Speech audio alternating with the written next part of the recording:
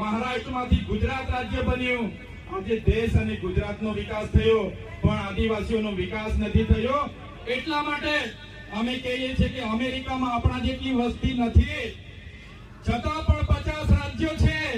જ્યારે ભારતમાં 28 જ રાજ્ય છે, તો 29મું રાજ્ય બનવું જોઈએ કે નહીં બનવું જોઈએ?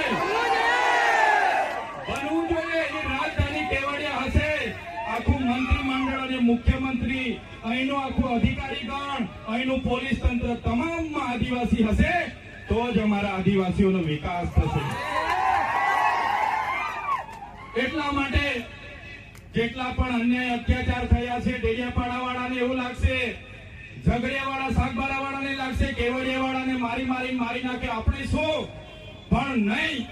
આજે કેવડિયા વાળાનો વારો છે, કાલે માલસામોટ વાળા પણ તૈયાર રહેજો માર ખાવા માટે.